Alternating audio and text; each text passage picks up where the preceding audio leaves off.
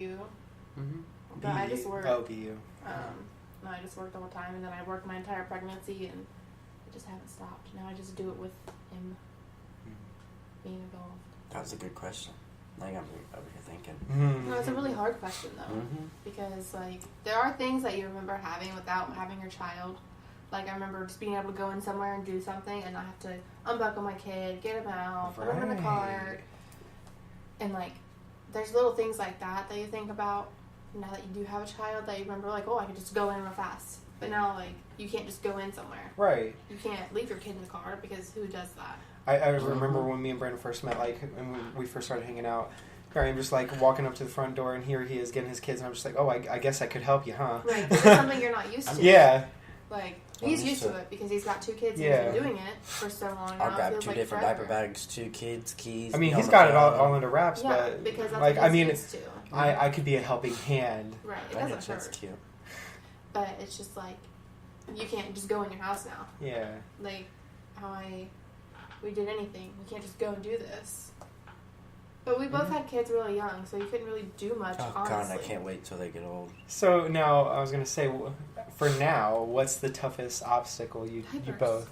No, I'm just kidding. No, honestly, the toughest thing is, Childcare, I think. yeah, childcare. Like, if you could just... I mean, I am not bashing stay-at-home moms, and I don't honestly ever want to do that, but it's just like, I want to take my kid to work with me. Mm-hmm. Like, It'd be so much easier. if it was okay. I mean, I don't want to stay at home because I enjoy working. I enjoy being out of the house. So I'm not going to just be like, oh, I'm a stay-at-home mom. But people who do that, good for them. I'm glad they can do that and live that way. But I honestly could never because I'd be so bored. I can't not stay in the I can't stay in the house like that. Yeah. But I You'll wanna, get stir crazy. Yeah, I want to take my kid with me, but I don't want to always have him. And you can work in a daycare. Daycares you can Yeah, do. but then your kid gets sick all the time. So what are you going to do when he does get put in school? Work. No, I mean, like, and get sick all the time. Kill him. No. Well, we have to figure it out on But that the good time. thing about that is Homeschool him. You don't. Yeah, you can do that. But we also found out that you don't. You can. They can be in school without being in school. Elaborate. Meaning that because what Ari and her stuff that's going on, she's technically going to be enrolled in preschool, but there's a few different ways. You can have someone come to your house and teach, and then you can also, she can be at the house with the computer right here, and apparently they wear cameras and stuff so they can be in the classroom without being in the classroom. That was brought to my attention. That's really good. That'd be great for her. Mm-hmm. But The like future is now thanks to science. my brother, Kids and technology. my brother and sister are younger, so when I was living with my mom, I was living with them as well. Yeah. They'd bring home all their germs, so he started building up his immune from that. So I think that's really helpful for him is that he was around young kids, so he probably won't get sick as much. At least I'm hoping that helped. So, are you guys afraid, like, Aria obviously has her thing going on. Mm-hmm. Are you guys afraid of sending them off to school and then, like, the teachers saying, like, oh, they have, like, this certain trait or, like... See, for me, like, I would always act out in kindergarten or whatever. I think I told you this the other day. I think my teachers had told my dad that I had, like, some form of ADHD or whatever, so my dad put me on this pill, but I, like, kind of loopholed around it to where, like, I would take it at home, I would act normal at home, but still act out in school. No, I didn't know because I didn't know what the pill was. I just knew how to react around it at home versus around people. I wouldn't be. I mean, yes and no, because there's also nobody knows their child better than a parent, obviously. But at the same time, there's ways like there's how you communicate with different people and everything else, and you can. I mean, you'll know. You just. I don't know how to describe it. Like, you just.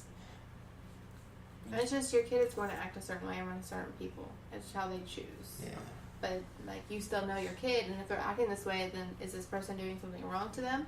Like, are they being mean to them without you knowing? Mm-hmm. It's just, there's little things like that you have to pay attention to when they're in school. Because I'll set a blaze. My brother is like that. He had an issue with the teacher, so he acted out. I think so. He acted out, and then he got a new teacher, and he stopped. Okay. So it's just like, there's little things like that you have to pay attention to, because my mom did not let that slide. She's like, no, this isn't happening. Just like, hey, we need to talk about that.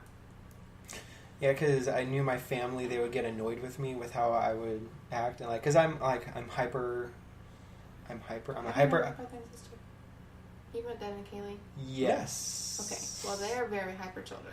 Yeah, see, and now, because my family would get so annoyed with me by being, like, as hyper, like, so, but when I, like, literally, whenever I get around a big group of people, my personality jumps out. Like, whenever I used to work in the service industry, like, restaurants or whatever, every day I'll be jumping off the walls.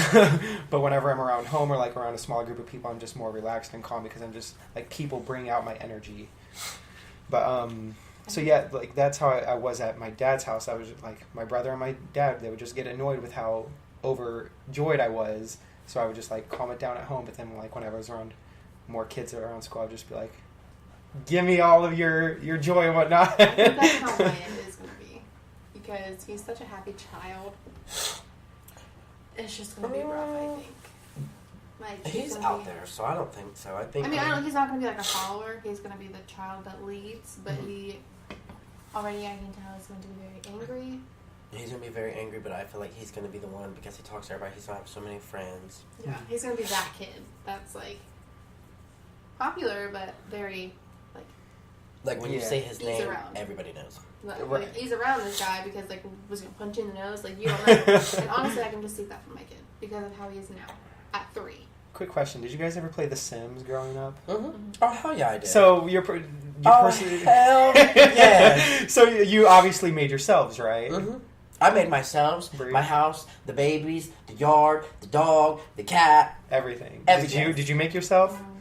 Okay, so this is what's gonna happen. Like every time I made myself, I never made myself like the friendly oriented type person on that game because trying to keep friends in that game is a hassle. So I always like did everything but the friend trait or whatever, but that's what I should have chose because that is me. So but we got a third guest here. Oh, we're bringing him on? Come here, Superman. Check Come this say guy hi. out. This is... Say your name. Jake. Say it louder. Jake. From State Farm. And he's wearing khakis, too. Holy shit. I'm so weak. Is this your first podcast? This is my first podcast. Okay, we're going to take a break from kids real quick. Are we going to talk about Jake? I guess so. Why not? We have about 20 minutes left. So, tell us about yourself. Do you want to be a part of this? I'm sorry, I just kind of threw you in here. It doesn't matter. I just talked to myself for an hour today, my interview. We'll just let him stay out of this one. Okay, blah, blah. Go take a seat. We'll get to you in a minute. If any of my true State Farm people were on here, they'd be like, she sounds hideous.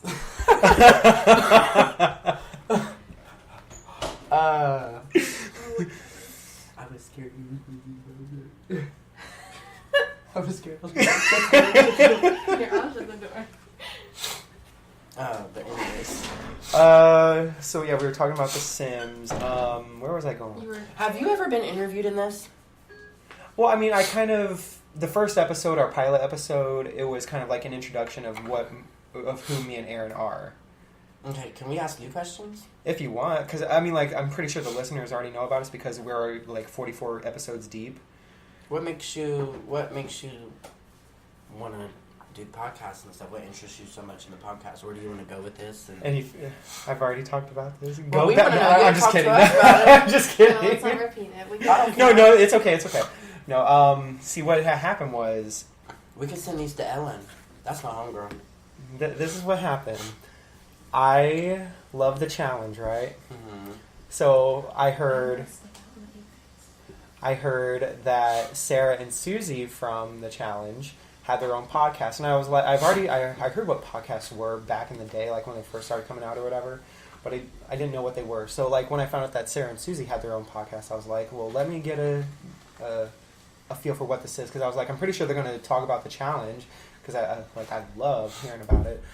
So I started listening to their episodes and whatnot, and I was just like, is that all you really do is just talk into a microphone and then spread it to the world? So I was just like, this seems easy, and if you get big enough, you can actually make money off these things. And I'm just like, I love talking already. Let me see what I can do about making an income out of this eventually.